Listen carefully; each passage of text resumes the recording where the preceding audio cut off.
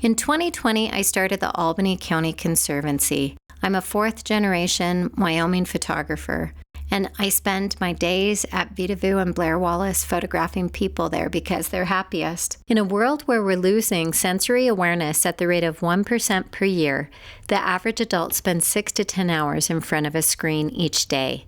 It is the Conservancy's goal to lay a handicapped accessible trail from the historic town of Sherman to the historic town of Ty-Siding. This trail faces west, looking at the 14 mountain peaks of the Never Summer Mountain Range, and leads to the future site of our Laramie Valley Migrations Museum, home to over 120 nationally significant historic sites. The Conservancy identifies the importance of Laramie's Highway 287 and I-80 open space. Just 15 minutes by car, our community has unlimited access to pristine nature, wildlife, and historic sites.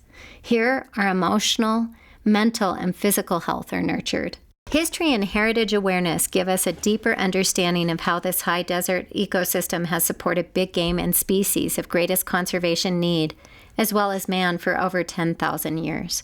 History gives us insight into where we came from and how we interact with nature. Man is losing touch with how to actually interact with nature. It's not just a gym. This area was treaty land, never honored. Only by understanding do we instill respect and empathy for the diverse human and wildlife populations. The Conservancy has had conversations with the superintendent of the public school system and has plans to have student docents once the museum has been constructed. With over 9 industrial energy projects approved, which are to be constructed in the near future in Albany County, our nonprofit identifies the great need and urgency for a historic heritage trail, which will interconnect public lands. In better understanding our past, we gain greater insight into a successful future. The Albany County Conservancy in its first year was able to fundraise $145,000.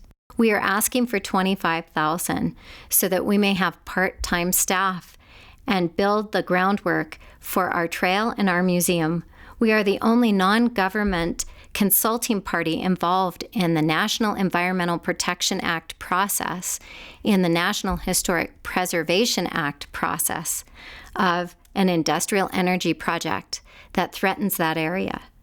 We are involved in that mitigation process and look at matching those funds to build a historic trail and migrations museum that will benefit all ages for future generations to come.